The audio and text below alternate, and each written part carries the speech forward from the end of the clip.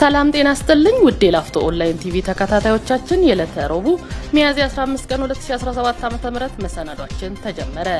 በቅድሚያም አርዕስተ ዜና የህብረተሰቡን ተጠቃሚነት በሚያረጋግጡና የአፈጻጸም ክፍተት በታየባቸው ተግባራት ላይ ትኩረት አድርጎ መስራት እንደሚገባ ተገለጸ።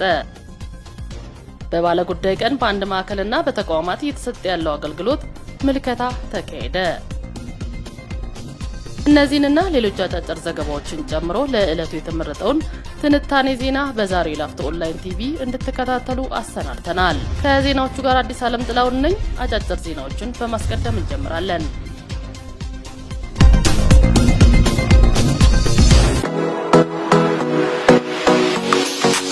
ከተማዋን ስማርት ሲቲ ለማድረግ በሚሰራው ስራ ላይ የጽዳት አስተዳደር ጽህፈት ቤት ሚናው የጎላ መሆኑ ተገለጸ። የክፍለ ከተማው ምክር ቤት ጽህፈት ቤት ምክትል አፈ ጉባኤ አቶ ወርቁ ይማራው እንደተናገሩት ከተማዋን ውብና ማራኪ እንዲሁም የቱሪስት መስህብ እንድትሆን የጽዳት አስተዳደር ሴክተር ሚናው የጎላ መሆኑን ተናግረዋል። አቶ ወርቁ አክለውም በጽዳት ዙሪያ ህብረተሰቡን በማስገንዘብና ጽዳት ባህል ሆኖ እንዲቀጥል የተጀመረው አበረታች ስራ ተጠናክሮ መቀጠል አለበት ብለዋል። የክፍለ ከተማው ጽዳት አስተዳደር ጽህፈት ቤት ኃላፊው ወይዘሮ አለሚቱ አበራ በጽዳት ዙሪያ የህብረተሰቡን ግንዛቤ በማሳደግ ሞዴል ብሎክና ቤተሰብ ሞዴል ትምህርት ቤቶችና የሃይማኖት ተቋማትን በመፍጠር እንዲሁም ቆሻሻ መልሶ በመጠቀም ሀብት እንዲሆን በማድረግ ረገድ ውጤታማ ስራዎች መሰራታቸውን ተናግረዋል። በንፋስ ስልክ ላፍቶ ክፍለ ከተማ በባለጉዳይ ቀን በአንድ ማዕከልና በተቋማት እየተሰጠ ያለውን አገልግሎት ምልከታ ተካሂዷል። ዘወትር ሮብና አርብ በአንድ ማዕከልና በተቋማት ላይ ተገልጋዮችን ማዕከል ያደረገ አገልግሎት እየተሰጠ ይገኛል። በዛሬው ዕለትም የክፍለ ከተማው ዋና ስራ አስፈጻሚ ወይዘሮ ካባ መብራቱ ከሌሎች ተቋም ኃላፊዎች ጋር በመሆን በአንድ ማዕከል አገልግሎት ሰጥተዋል። በተመሳሳይም የሴክተር ጽህፈት ቤት ኃላፊዎችና ባለሙያዎች በተሟላ መንገድ በቢሮ ተገኝተው ለተገልጋዩ ጥያቄ ምላሽና ማብራሪያ እየሰጡ መሆኑን ኮሙኒኬሽን ጽህፈት ቤት በምልከታው አረጋግጧል። በአዲስ አበባ መንገዶች ባለስልጣን አዘጋጅነት የትንሳኤ በዓልን ምክንያት በማድረግ በተስፋ ብርሃን የምገባ ማዕከል ለአረጋውያንና ለአቅመ ደካሞች የምሳ ግብዣ መርሃ ግብር ተካሂዷል። በዕለቱም የክፍለ ከተማው ዋና ስራ አስፈጻሚ ወይዘሮ ካባ መብራቱ፣ የአዲስ አበባ መንገዶች ባለስልጣን የተቋም ለውጥና ድጋፍ ሰጪ ዘርፍ ዋና ዳይሬክተር ከፍተኛ አማካሪ አቶ አብደላ ረዲ፣ የክፍለ ከተማው ሴቶች ህጻናትና ማህበራዊ ጉዳይ ጽህፈት ቤት ኃላፊ ወይዘሮ ጠይባ አብዱ እንዲሁም ሌሎች አመራሮች ተገኝተዋል። ክፍለ ከተማው ዋና ስራ አስፈጻሚ ወይዘሮ ካባ መብራቱ የሀገር ባለውለታና የአቅመ ደካሞችን የትንሳኤ በዓልን ደስ ብሏቸው እንዲያሳልፉ በማሰብ መርሃ ግብሩ መዘጋጀቱን ጠቁመው የመረዳዳትና የመጠያየቅ ባህላችንን በማጠናከር በጎነታችንን ማሳየት ይጠበቅብናል ብለዋል። ወይዘሮ ካባ አክለውም በጎ ተግባራትን በማከናወን ረገድ እንደ መንግስትና እንደ ፓርቲ ልዩ ትኩረት ተሰጥቶት እየተሰራ መሆኑን በመግለጽ የወገን ደስታ በማሰብ አቅመ ደካሞችን ለማገዝ መርሃ ግብሩን ላዘጋጁ አካላት ምስጋና አቅርበዋል። የአዲስ አበባ መንገዶች ባለስልጣን የተቋም ለውጥና ድጋፍ ሰጪ ዘርፍ ዋና ዳይሬክተር ከፍተኛ አማካሪ አቶ አብደላ ረዲ በበኩላቸው እንደ ተቋም በበጎ ስራዎች ላይ በርካታ ተግባራት መሰራታቸውን ጠቁመው አቅመ ደካሞችንና አረጋውያንን ማዕድ በማጋራት ረገድ የተሰራው ስራ ተጠቃሽ ነው ብለዋል። ውድ የላፍቶ ኦንላይን ቲቪ ተከታታዮቻችን አብራችሁን ስለሆናችሁ እናመሰግናለን። ለዝርዝር ወደ ያዝነው ዜና እናልፋለን። የህብረተሰቡን ተጠቃሚነት በሚያረጋግጡና የአፈጻጸም ክፍተት በታየባቸው ተግባራት ላይ ትኩረት አድርጎ መስራት ይገባል ሲሉ የንፋስ ስልክ ላፍቶ ክፍለ ከተማ ዋና ስራ አስፈጻሚ ወይዘሮ ካባ መብራቱ ገለጹ።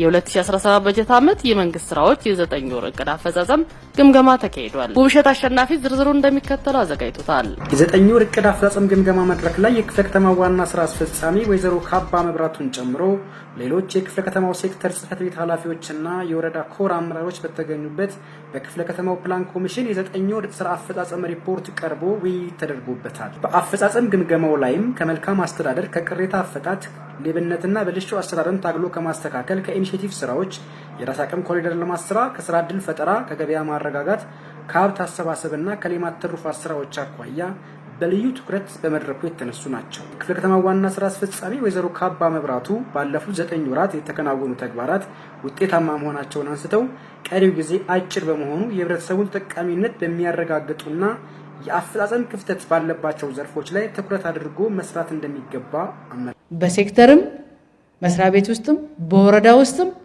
ያሉ ክፍተቶች በዚህ በ10 ቀናቶች ውስጥ በ11 ቀናቶች ውስጥ ሁሉም ተጠናቀው የብሎኩ የስራዎቻችንም ተጠናቀው ለቀጣይ ስራ ዝግጅት ማድረግ ይኖርብናል። የቱ ጋር ነው ማረም ያለብን፣ ምኑ ጋር ነው መስተካከል ያለብን የሚለውን ነገር አይተን ሌሎች ምን ስለሆኑ ነው 100% የገቡት ችግር ስለሌለ ነው እውነት ነው የሚለው ሌላ ነገር ሆኖ እኛም ከሰራን ደግሞ 100% መግባት ስለምንችል እሱን ነገር ማየት በጣም ስለሚያስፈልግ እንደ ፖይንት ይዘን ወረዳዎችም ክፍለ ከተማ አመራሮችም ይሄንን ጉዳይ በአግባቡ ብንመራው የተሻለ ነው ለማለት ነው።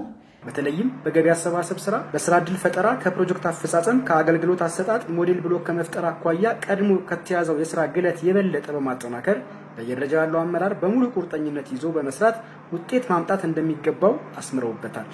የክፍለ ከተማው ምክትል ስራ አስፈጻሚና የስራና ክህሎት ጽህፈት ቤት ኃላፊ አቶ ድላየው ታምሬ በበኩላቸው ወቅቱ የማጠቃለያ ምዕራፍ እንደመሆኑ ያሉ ጉድለቶችን ለይቶ በፍጥነት ማስተካከልና ውጤታማ ተግባራትን ማከናወን እንደሚገባ ገልጸዋል። አመራሩና መዋቅሩ በተደራጀ መንገድ ተግባር ውስጥ በመግባት የተያዘውን እቅድ በብዛትም ሆነ በጥራት መፈጸም እንዳለበት በመጠቆም የስራ ዕድል ፈጠራ ተግባራትን በልዩ ሁኔታ በመያዝና ጸጋዎችን ለይቶ የአመለካከት ቀረጻ በማድረግ ወደ ስራ ማስገባት ይገባል ሲሉ ተናግረዋል። እቅድ ከማሳካት ባለፈ ጥራት የተባለው መሰረታዊ ጉዳይ ነው። 100% መሳካቱ ብቻ ሳይሆን የምናሳካቸው ስራዎች በምን ጥራት ነው እያሳካን ያለ ነው፣ በምንፈልገው ስታንዳርድ መሰረት እየተሳካ ነው ወይ ይሄ ግብ የሚለውን በደንብ ትሪያንጉሌት አድርገን መመዘን መፈተሽ ይኖርብናል ማለት ነው። እያንዳንዱ ስራችን በዚህ መለካት መቻል አለበት፣ በጥራት መለካት መቻል አለበት። ሌላኛው ይሄ የምንሰራው ስራ ህዝቡን አርክቷል ወይ፣ ለህዝብ ነው የምንሰራው ብለናል፣ ህዝቡ ይመሰክራል ወይ፣ በየመድረኩ ያነሳል ወይ፣ በዚህ ዓመት ይሄንን ስራ ሰርታችሁልናል ብሎ እኛ በቁጥር የምናስቀምጠውን ይመሰክርልናል የሚለው የህዝብ እርካታ በደንብ እየመዘነን መሄድ መቻል አለብን። ከዚህ ወደ ስልጠና ማምጣትም ላይ ቅድም እንደተባለው መሰረታዊ የሆኑ ጋፖች አሉ።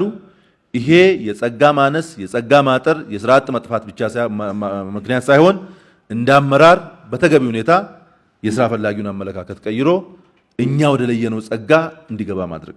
የመድረኩ ተሳታፊዎች በበኩላቸው እስካሁን የተከናወኑ ተግባራት አበረታች መሆናቸውን ጠቅሰው በቀሪው ጊዜያት ወጥነት ያለው የአመራር ስምሪት በመስጠት ክፍተት የታየባቸው ተግባራት ላይ ትኩረት አድርጎ በመስራት ለበለጠ አፈጻጸም ዝግጁ መሆናቸውን ተናግረዋል።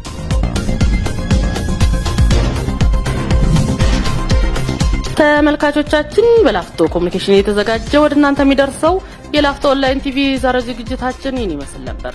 ለአብሮነታችሁ እናመሰግናለን። የላፍቶ ኦንላይን ቲቪ ስርጭትን በድረገጻችን www.lafto.com፣ በፌስቡክ ገጻችን ላፍቶ ኮሙኒኬሽን፣ በዩቲዩብ ቻናላችን ላፍቶ ኮሙኒኬሽን፣ በቲክቶክ አካውንታችን ላፍቶ ኮሙኒኬሽን እንዲሁም በተለያዩ የማህበራዊ ሚዲያ አካውንቶቻችን ዝግጅቶቻችንን እንድትከታተሉ ጋብዘናችኋል። እናንተም አስተያየቶቻችሁን በፌስቡክ ኢንቦክስ አድርሱን። በያላችሁበት ሰላም